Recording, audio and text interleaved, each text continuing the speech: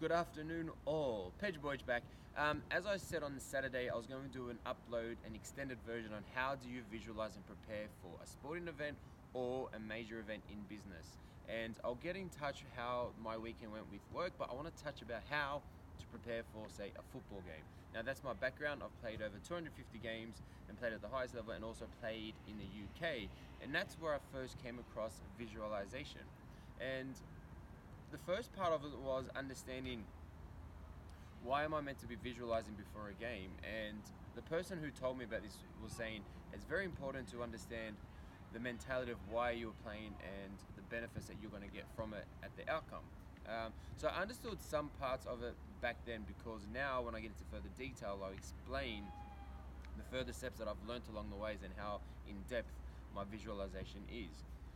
So today, how I would do it, and I have done, and how I advise some cool tips around doing it is I would start just 24 hours before the game to start with,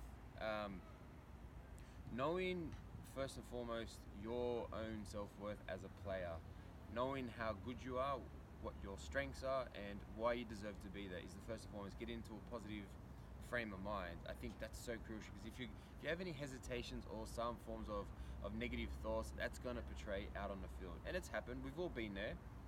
Nothing's ever perfect. So the 24-hour process with the visualization is very important. I'm not going to get into detail about food intake or hydration. I just want to keep it purely about the mindset. And with that mindset of a 24-hour process is very important with when you go to sleep and when you wake up. Everyone has a different protocol. I know my routine. It's quite structured and disciplined. I call it rituals versus superstitions. And I feel like that's what gets me prepared for the game. Now, when you're at the game, whether it's a home game or away game, it doesn't really matter where you are. The visualization starts with you walking out onto the field before kickoff. I mean, like an hour before, an hour and a half. It all varies at the age level you're at or whatnot. Walk that field.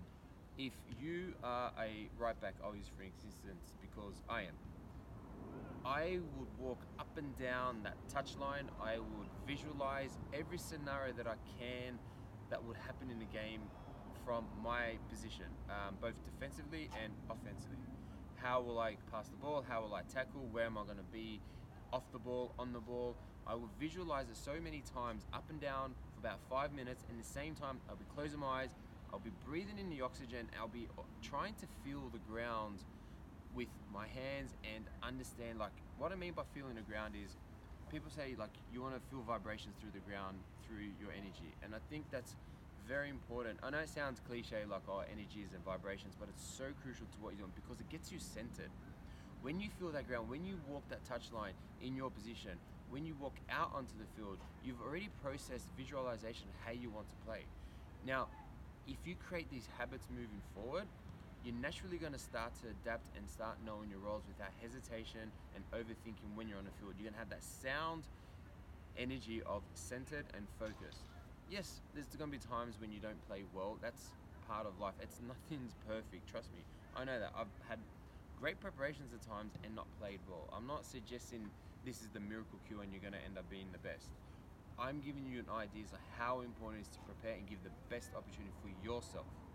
Now, that visualization of walking that touch line, knowing that I'm in this position, I can cross the ball from here. Where will my mans be? What kind of cross will I do? How will I recover back? How's my communication levels? What am I going to be like in the 80th minute? All these processes on the field is very important, because then when you go back into the change room, you're relaxed. You've already done your visualization.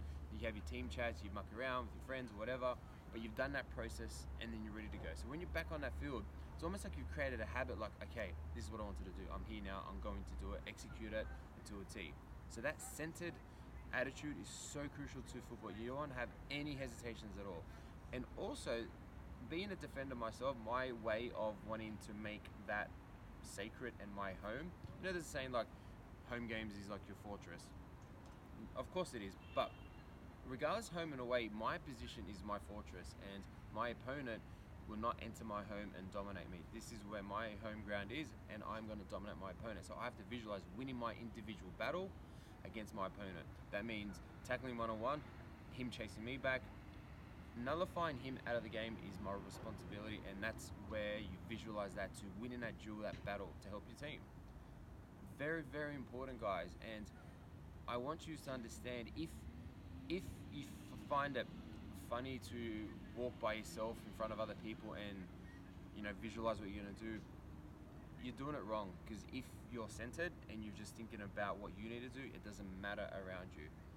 I know it may seem awkward, especially for the younger ones, because it sounds weird and strange, but visualization is so crucial to what you want. And I want people to understand, especially the sporting people, I want you to drop comments to me or private inbox me and ask me other ways, like how can I get into that zone, because getting into that zone is such a fantastic feeling. It's almost like people who've experienced this, when you're in that zone, everything around you seems so slow, and you're like, you can see every single detail, every single picture, every single play, and it's just like there's no sound around you, just like on it like a lion on a gazelle.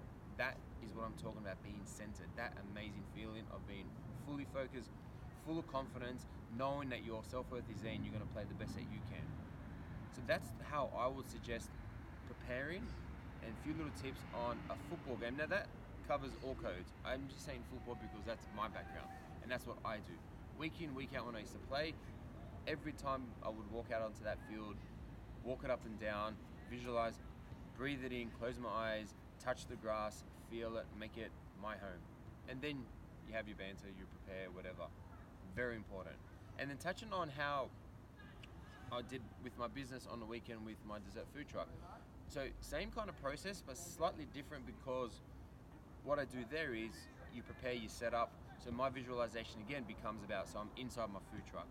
I'm feeling everything around, I'm making sure everything's set. I'm visualizing all my customers. I'm visualizing how I want to treat my customers.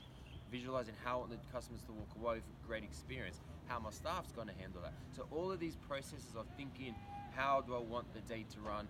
What's my end result? How do I want this experience to go? So you visualize, and you execute it.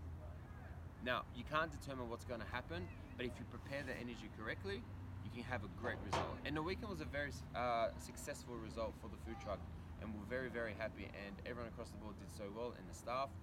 And also, when I talked about in football about making your home your fortress and not letting anyone in, now with the food truck it's like different. You want to allow people into your home because you want to treat them with kindness and respect, and you want them to enjoy the food that you serve.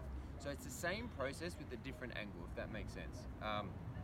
Now that can go into same as like if people speak on stage in front of people or are public speakers in that sense, walk the stage before the event starts. Get up there, walk around, feel it, visualize the audience.